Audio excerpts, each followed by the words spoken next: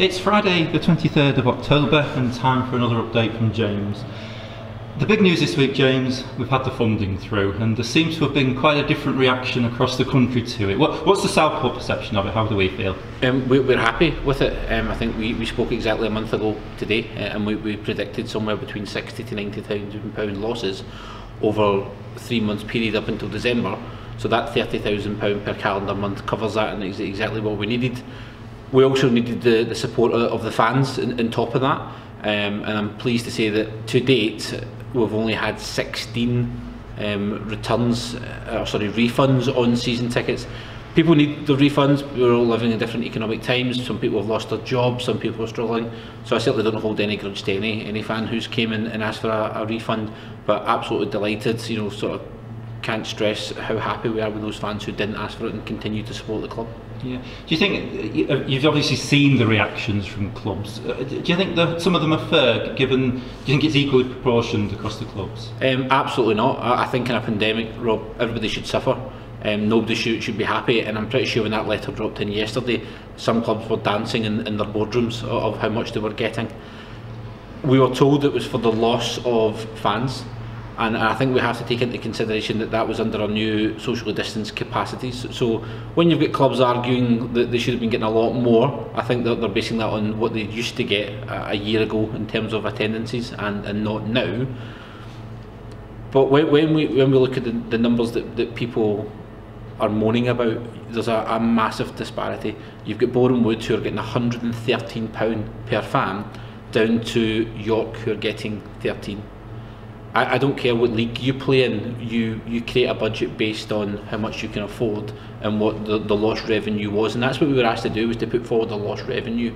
We put ours in simply for the fans that we were losing, not the Friday night, Saturday night event space that we're losing, the midweek bar, none of that. But some clubs have had that covered in its entirety, and that's what's not fair. What I would say, and I'm not the biggest supporter of the National League and how it's governed, this wasn't driven by them, this was driven by the FA. So it's for people not to go complain to the National League about it, it's to chap the door of the FA and ask why it came to them. Now I think there's a French word, is it a fait accompli, where it's already been decided before, and that's what this seems to be, my understanding. When this was presented to the National League Board, it was take it or leave it. When we talk about can we put up a fight as a football club, would we be willing to support those who have been harshly dealt with in terms of their funding? I think majority we would support, maybe not one club we wouldn't support, but we would support the rest of them. But the issue is there are far too many clubs who are happy and some clubs who are delighted with what they've got. So are they willing to upset the apple cart and go against it? I certainly don't think they will. I see the money eventually came from the National Lottery, didn't it? So all the money I paid into the lottery over the years, we're getting something back at last, which is good to see, though. Yeah, it's come from their promotion and marketing pot, and again, some of the clubs, and rightly so, are arguing that why is this money coming with caveats? Why are we having to give away sponsorship space? Why are we having to give away tickets? Now, we would do it because we're delighted to get the £30,000 and delighted to continue to play football, but there is an argument to say that this was meant to be grant funding, not caveats attached, and that certainly seems to be the case. Yeah.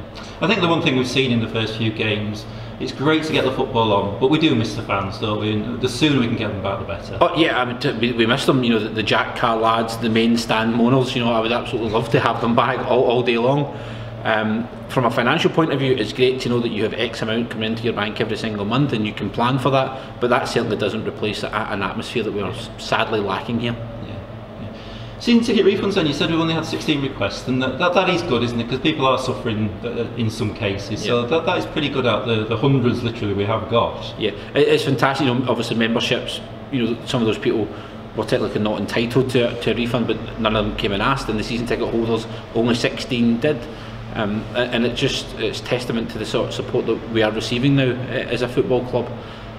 Okay, we've got the live stream that replaces that, but some people can't even access the live stream. They don't have a laptop to do it, but they're still willing to gift the club that money, and the quicker we can get them back, the better. Yeah, good. You mentioned the live streaming then. We've gone live with that, and it was quite an interesting start, to say the least, but it's going really well. But a couple of questions have come through on the live stream. Okay. I'll put these to you, James. The away games, would it be possible for us to film away games and take the money? I would love to do it. I don't think we can. No. It's up to the home club to put the stream out and retain the receipts of same. You know, I would love us to be able to film every away game and also charge teams when they come here for their stream. You know, we've got York here in a couple of weeks. That'll be a decent return for us in terms of the stream. It's just not possible. It's very much like the FA Cup. The home team retains the receipts in that respect. Yeah, I think that's only fair, isn't it? We wouldn't like to give away a big payday, would we, to somebody else? No, definitely not. No. Okay. We have had a few issues, but the biggest one seems to be this issue with Apple devices and not being able to get the stream on that. Now, I can answer a little bit of this myself before I push it over to you. We are exploring this to find out why it's happening, because some people can see on Apple devices. But do you want to say any more on that one? Yeah, I go back to the Scarborough game, which we first spoke about exactly a month ago, that I watched. I tried to tune into that on an Apple device and I couldn't get it. I then went onto a laptop and could get it perfectly well. It seems to be an issue with the streaming provider that we use. But in life, not everything's compatible with everything else. You know, I bought a diesel car; it's not compatible with petrol, so I wouldn't dare put petrol in it. And the same, we've put these, you know, warnings up: don't log on if you're trying to watch it on an Apple device. As you know, Rob, we're working very hard with the streaming provider. They tell us you should be able to watch it on Apple devices. They are asking us for the codes and how we are generating it. And in case there's an issue with the camera that we're using, etc. And we'll continue to explore every avenue to make sure that you can watch it across every single device.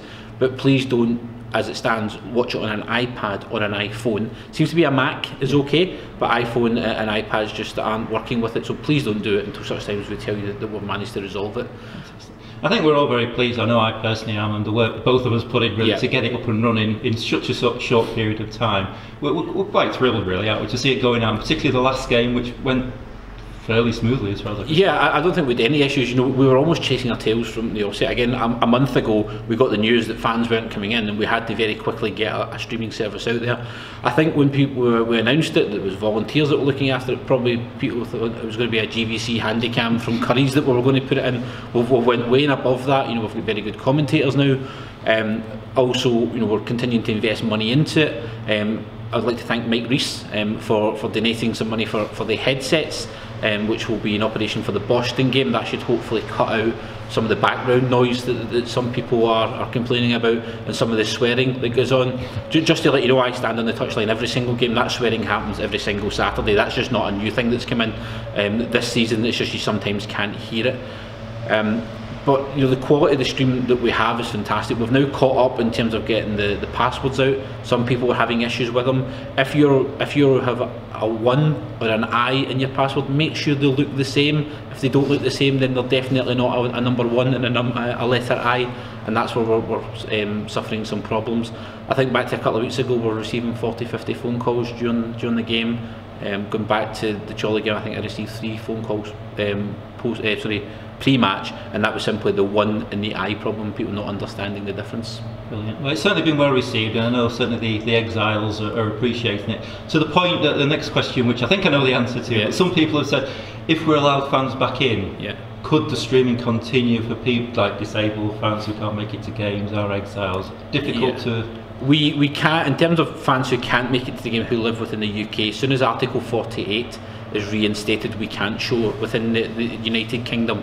But what we can do is we can put a geo-block on the system that we have, and we can show that to people in Spain or Saudi Arabia and Qatar, some of the places that we have had some viewers from. Again, it will come down to, is it cost effective at that point to allocate volunteers when fans are back in to film the game, put commentary out, but only for 5 or 6 people to watch it. So we need to see what the appetite is at the time, but it's certainly something that we can do. Lovely. Okay, thank you. Another success we've had is getting the funds for the Floodlight Ramp, which came in suddenly in an anonymous donation at the last minute. Are we anywhere near getting the Floodlight Ramp? Yes, the Floodlight Ramp we needed. We actually ordered it 7 or 8 weeks ago. It's due to arrive in the country next week. It needs some extra work done to it before it comes to us. But we put out the appeal at the same time. Absolutely delighted that we managed to raise that. Thank you to everybody who did. I created the GoFundMe page, so I know who donated the money. I know who donated the last amount. They've asked to remain anonymous. I will write privately to them, and I will thank them personally for such a substantial amount. Some people donated £10, £5. Obviously, that last person donated £1,200. Every single penny is greatly appreciated. and you know, I don't know how we thank fans for it, other than, you know, putting it out and saying thank you to them. But it would be great when it's here and we can start to maintain the floodlights on our own. And I know we're dying to get the pictures and the filming of the first session of the Floodlight Ramp. You see Dave on it somehow, can't you, going up that Floodlight Ramp? Yes, I think Stephen Porter's very keen to get involved. Having seen it come down before when I first joined it, I certainly will be staying very far away from it. I don't quite trust it when a floodlight at 40 feet starts to come down towards the ground. Yeah, so sight for sore eyes, I'm sure, when that happens. Tomorrow we've got the two boys doing the bike ride around the ground. A fantastic effort from them, isn't it, to get this up and running. I'm sure we're all going to support that. We'll be down to film it. Yeah, we've got some of the players. Hopefully, go do a good luck message to them as well. It's the whole community spirit and the community ethos of the club that we have very quickly managed to reinstate since last year, and it's something that we're very keen to continue. You know, Harry and Leighton have got such a affiliation with the club, with a great granddad playing here. Craig's here 3 days a week working as a volunteer, so it's a great affinity that they're building, and this just goes further to extend that sort of community spirit that we're talking about, and we just now need to decide exactly where that money is going to go, because we'd like to put it into something viable and something that they can actually see that they've actually put their money towards. Yeah, a great support for that, and it's good of the lads. I'm sure a little 7-year-old doing 50 laps of the ground is quite an achievement really if he was to do it, so good luck to them. Yeah, definitely. I think they're trying to reach their 2,000 target, and I certainly hope they get there by tomorrow. Craig was saying yesterday that he doesn't even want to look at it now, he's only a couple of £100 away, but he's pretty sure that they will achieve that ahead of tomorrow's bike ride. Brilliant. Okay. Final thing then, you mentioned to me just off camera that we're going to perhaps launch a Christmas raffle. Do you want to tell us a little bit more about that? Yeah, so you know, again, we have a whole sort of club spirit. So we have the juniors part of the club at the moment, and we've got the women's team. So we've got over 150 to 160 people part of this football club at the moment, as well as the fans on top of that. So we're looking at launching a Christmas raffle to bring in much needed funds that we would actually lose via the loss of the event space that the parties that we'd hold over that period. So we're looking at getting some fantastic prizes, including maybe a 5-year golden season ticket, signed shirts, and we're looking at businesses tonight. So Stephen Brown, head of commercials, has been working on that all week, and hopefully we can launch that next Friday. Oh, that's fantastic. There's lots going on, and lots of good news in dark times, but I think some good things happening. Yeah, again, go back a month ago and how sombre we were, Robert, and it's a much better outlook since then, albeit the fans aren't back, and we just need to keep working towards that goal of getting them back in here. Brilliant. Thanks very much, James. Okay, thank you.